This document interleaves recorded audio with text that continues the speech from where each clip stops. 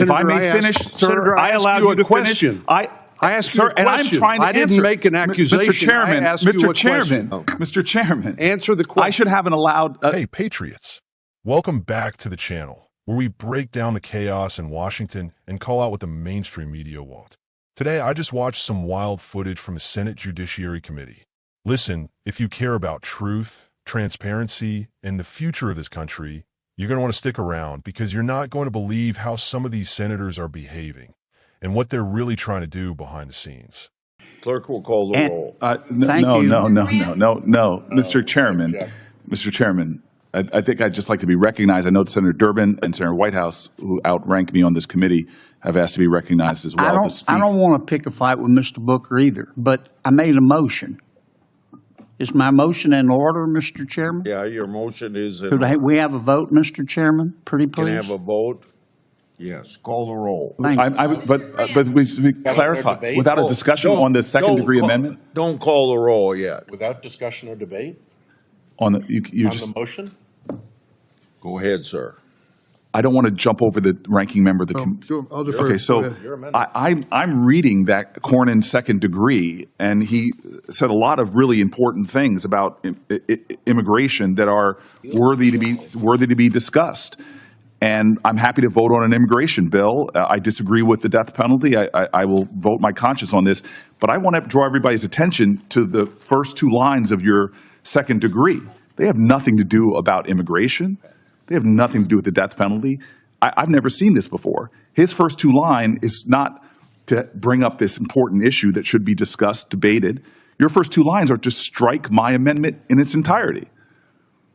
So what we have right here is hidden behind real issues on immigration is really just trying to not vote on the important points that we brought up about transparency and accountability on the Jeffrey Epstein files. This is not an amendment to my amendment.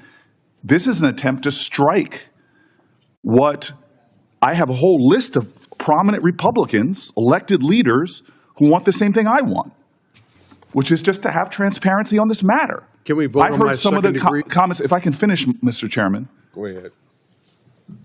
I have heard public statements by my Senate colleagues on both sides of the aisle. I've heard comments from Republicans on the House side and Democrats on the House side that we want transparency and accountability on a matter of public safety. Senator Cornyn said that Jeffrey Epstein's dead yet, but his victims are not. There are women who have horrific stories of vile violence that was committed against them. We have Pam Bondi, our Attorney General, who said that there is evidence, truckloads of it, as to these crimes, potential co-conspirators, potential others involved. How can we not want to just know what happened? Why are we trying to simply turn away from the highest law enforcement officers in the land, from our FBI director to our Attorney General, who spoke towards crimes committed and others involved in those crimes? Why are we considering an amendment that is hiding behind real immigration issues, but real intent is to strike a simple request for transparency, for accountability, that Republican voices all across the spectrum have been demanding from this president and this attorney general? So if Senator Cornyn is going to offer an amendment, I'm going to offer a third degree that simply strikes his first two lines. I'll vote on your immigration stuff that you so strongly stated there was the importance of this, but you hid the fact that you put here the real intention of your amendment. It has nothing to do with immigration. It says it right here in the first two lines. The real effort was just to not have accountability and transparency. What are you afraid of? Mr. Chairman, may I respond? Yeah, you may respond. I trust the Senate-confirmed Attorney General of the United States to make the proper legal analysis to determine what of the Jeffrey Epstein files can be released. She was confirmed by the United States Senate as Chief Law Enforcement Officer of the United States. I trust her to make the right legal determination. But I would ask my colleague from New Jersey, you claim you care about the victims. Do you care about Tammy Nobles? Do you care about Marie Vega, the angel moms who lost their loved ones, their children, to the acts of an illegal alien who never should have been here in the first place? Do you care about them? Can I respond to the senator's question? Sir, I've known you for 14 years. You and I both care about victims of crime. And to suggest otherwise is stunning to me. Senator, if I may finish, sir, I allowed you to finish. I asked you a question. And I'm trying to answer. I didn't make an accusation. Mr. Chairman, Mr. Chairman, answer the question. I should have allowed a time to respond to the senator's question. I did not interrupt him, and now he's interrupting me. Please. It is another violation of the decorum of this place. Go ahead, Senator Booker. Senator Cornyn, both you and I have spent our lives. I know your record. I know your history. I know what you've done. I would never, ever question whether you care about the victims of a heinous crime. Mr. Chairman, please help me. You ask me if I care? Absolutely. Thank you. No, I'm not finished yet.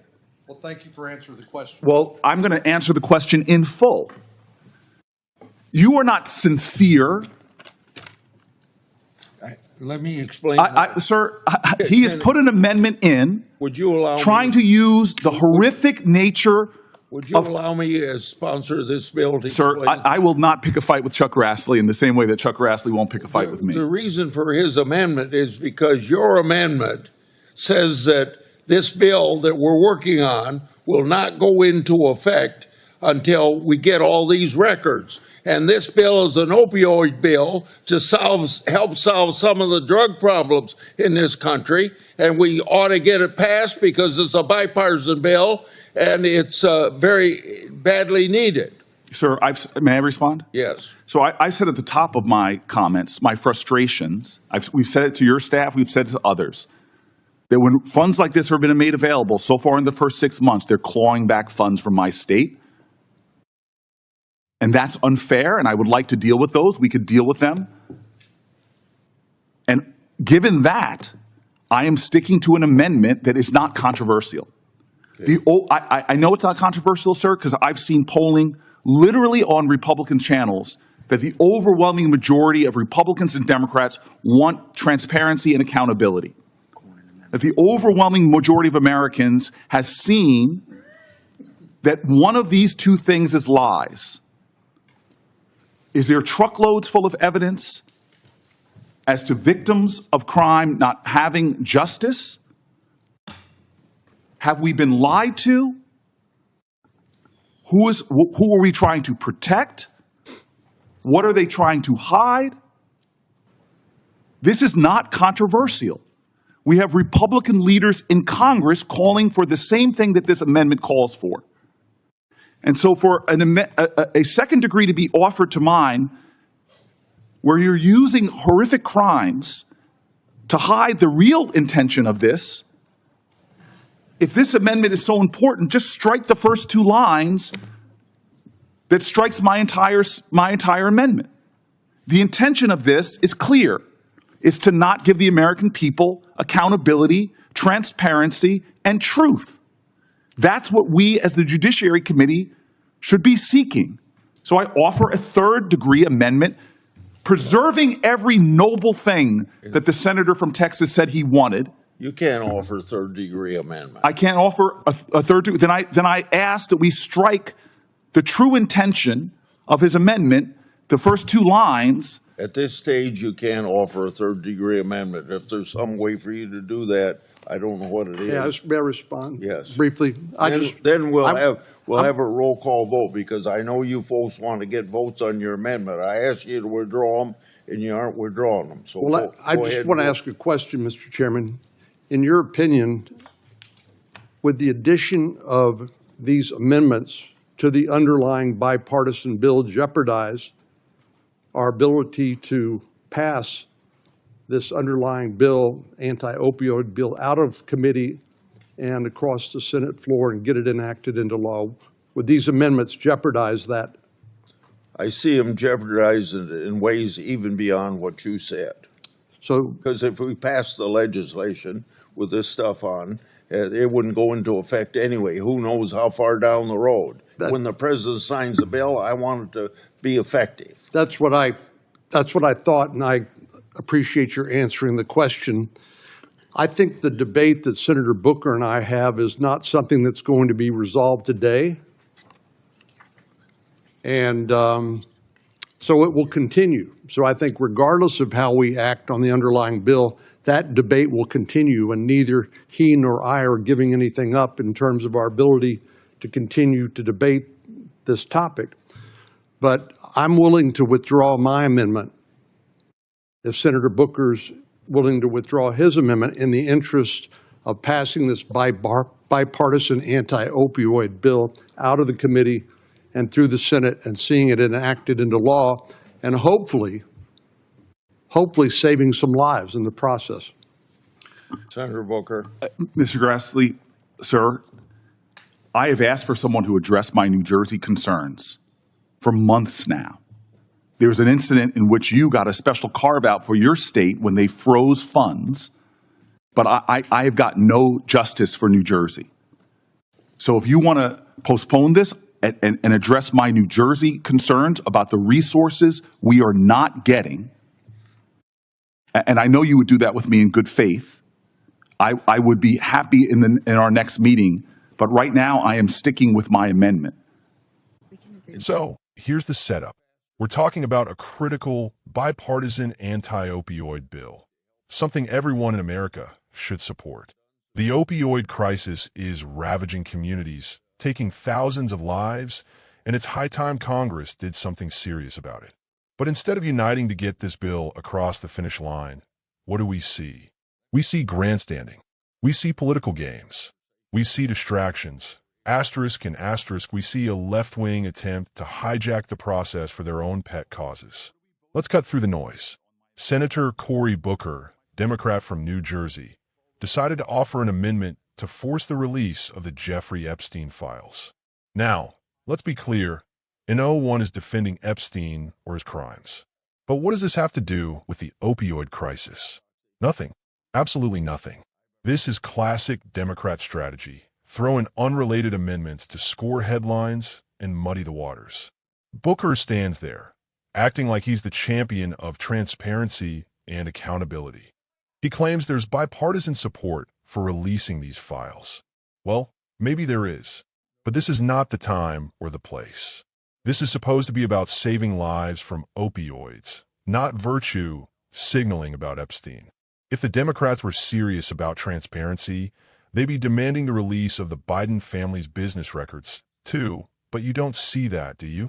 Senator John Cornyn, a true conservative, saw right through it. He offered a second-degree amendment, basically a countermove that struck Booker's Epstein language and refocused the bill on the border crisis and immigration, which are directly tied to the opioid epidemic through fentanyl smuggling. That's the real issue here, folks. If you want to stop the opioid crisis, you've got to secure the border. You got to stop the flow of drugs pouring in from Mexico. Cornyn gets it. That's why he's there. Now let's talk about the meltdown that followed. Booker accuses Cornyn of hiding behind immigration and trying to conceal the Epstein files. Give me a break.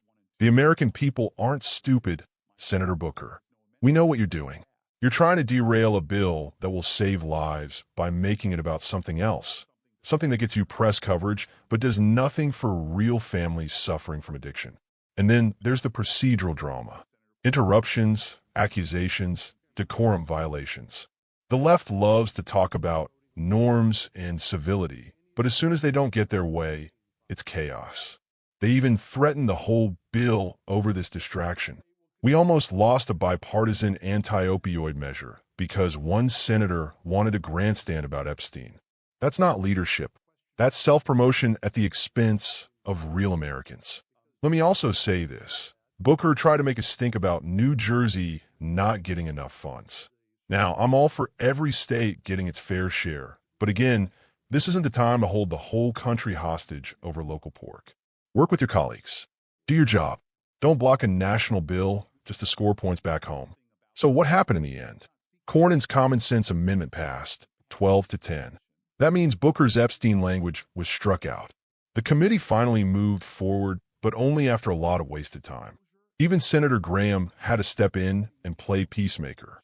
Both Booker and Cornyn ended up withdrawing their amendments, so the underlying opioid bill could pass. Here's my take as a right-wing patriot. 1. This is exactly why Americans are fed up with Congress. We want results, not political theater. When people are dying from drugs, you don't delay help for the sake of a press release. 2. The border is the front line of the opioid crisis. If you're not talking about border security, you're not serious about stopping drug deaths. Period. 3. The left loves to talk about transparency when it helps them, but they'll stonewall every investigation that hurts them. Don't fall for the double standard. 4. We need more senators like Cornyn. People who stay focused on the mission and don't get distracted by every shiny object the media throws at them. So, next time you hear the left moaning about concealing Epstein files or whatever the latest outrage is, remember, it's usually a smokescreen. Real leaders fight for the American people, not for headlines. That's it for today, folks. If you're sick of the games in DC, smash that like button, subscribe, and share this with a friend. Let's keep fighting for the truth and for the country we love. God bless you, and God bless the United States of America.